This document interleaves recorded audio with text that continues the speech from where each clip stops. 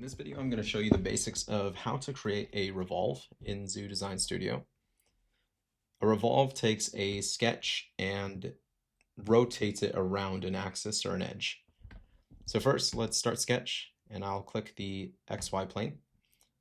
I'm going to do kind of a random shape, just something to show the revolve.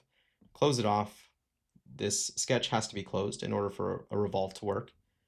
Exit sketch. The revolve button is right here. So we'll click that, select the face. We'll select axis. And then important distinction is that it's always going to say X or Y axis.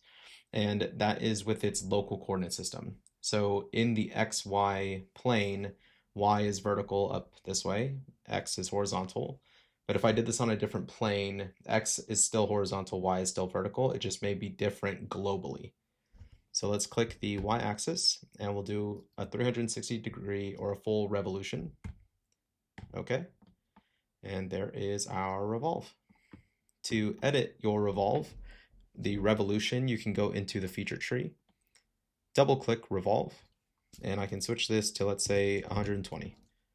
Okay, and confirm. And there is our new revolve.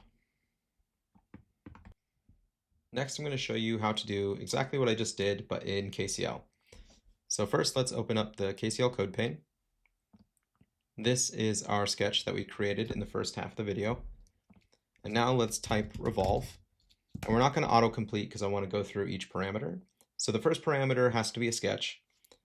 So our first sketch is profile 001. So I'll pass that in.